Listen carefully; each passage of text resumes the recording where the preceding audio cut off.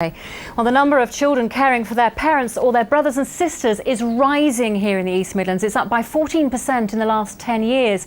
The government's brought in new guidelines to force councils to offer more help to young people. But critics say the continuing cuts facing local authorities mean it'll stay a low priority. Patsy Francis has been to Derby to meet two children struggling to cope.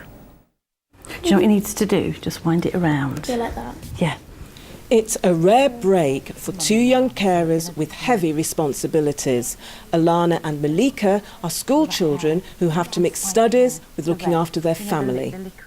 I care for my twin brothers, Liam and Ryan, who have autism and learning disabilities. Do you care on your own? No, my mum helps, but sometimes she's a bit poorly because she doesn't get a lot of rest and sleep and things, so she is also very tired, so I need to help her as well as my brothers. Malika lives alone with her mother, who suffers from chronic pain and finds it difficult to move. An older sister comes home to help, but much of the responsibility is hers. Just tell me about a typical day.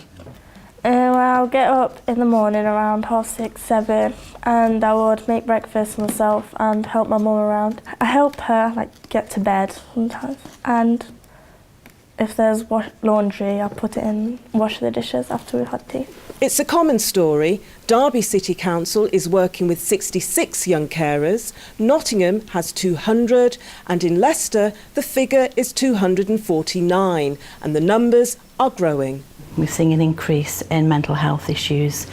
We're also seeing an increase in young carers or young people that are impacted by caring for siblings, and also for some children, I think, the difficulties around maybe caring for parents where there are life-limiting illnesses. Do you think your life is very different to your friends? Yes, because my friends don't have to care for their siblings or their mum, and they can just go out and play on the park and do what they want, when I have to think twice when I want to do something. They have the more freedom to do stuff they want, like do more activities, and if they ask you for a sleepover, you say no because you've got to care for someone in the house, and it's hard. Sometimes they don't understand what you mean. More and more children are taking on the burden of looking after their family.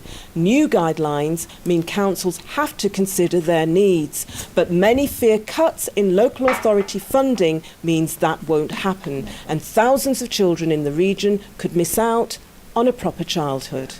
I like school because at school you feel like a child because you don't have a lot of responsibilities that are huge, but when you come home you really feel different, you feel almost like an adult, and it's hard.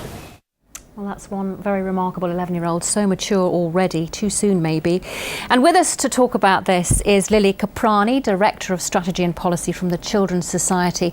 Lily, isn't this the point that people like Alana, who we just saw there, are really missing out on their childhood? Well, unfortunately, in some cases that's true. I mean, the Children's Society works with thousands of young carers, and for most of them they would say they're very proud, rightly, of the brilliant job they do, and they do it because they love the person they're looking after. Of course. But where it gets concerning is when that burden and that responsibility becomes so great, it starts to take its toll on their education, their health. And it can have a devastating effect on that, can't it? Absolutely, and we've just heard, it can be isolating, you might miss out on friendships, and young carers say to us, they don't want to stop caring, but they do want more support and they do want a break from time to time, and for it to not affect their education. So why are the numbers of young carers on the rise here in the East Midlands? Well, when we looked at the census figures, we can see that nationally there's about 166,000 children who are officially recorded as young carers, and that's just officially, so in all likelihood that's the tip of the iceberg. Over 8,000 in the East Midlands. Tip of the iceberg, really? Well, those are only the ones who've been know about. identified, Yeah, and actually it's quite difficult and quite awkward to talk about. So sure. we expect the numbers to be greater, and you're right, they have gone up. And quite worryingly, in the younger age group in particular, the 5 to 9-year-olds, we've seen a really steep rise. Okay, well, let's bring in Liz Kendall here as Shadow Minister for Care, and this has been Carers Week, Liz. The government has issued new guidelines to make this a priority. This has got to be a step forward, surely, hasn't it, that the government's done this? It is. I want to come back to the point that you were just talking about identifying young carers. I met a family. The dad had got MS, 2 young kids there who helped out with caring, but they would never think of themselves as a carer. They would just being kids helping out their mum. Getting on with it, basically. Getting on with it. So I think the very first step has got to be to identify young carers. We pushed for a duty on schools, colleges and universities to have a duty to identify young carers when the care bill was going through. Unfortunately, the government didn't accept that. There has been a step forward in the way the assessments should work. Let's see how it works on the ground. Heather, let's get on with the identification why isn't enough too. being done here to help these young people? I mean, clearly they need more support. Indeed, and you deal with it on a case-by-case basis, constituency by council basis, and that's exactly what we're doing in South Derbyshire.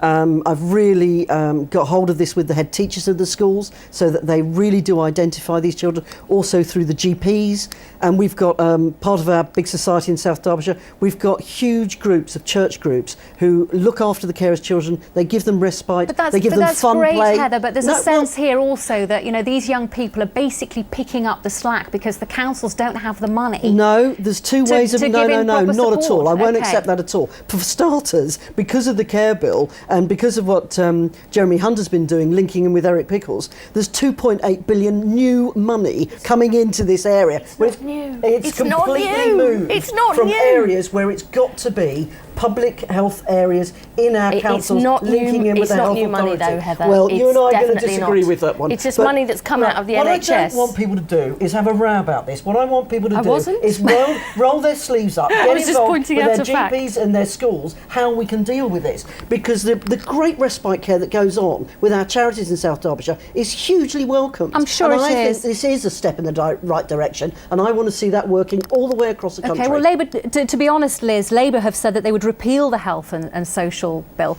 I mean, would that... No, these are two different bills. Yes. Health and Social Care Act, because we want to get rid of all the fragmentation that the government's called. The Care Bill, we were really constructive as it went through Parliament, trying to put it... that you're talking about two different bits of legislation. The Care Act is a step forward. There's more we could do. That's what we're pressing for. And I think... There's certainly arouses a lot of passion in the studio today, but are politicians taking this seriously enough? Because this has been a problem for decades now.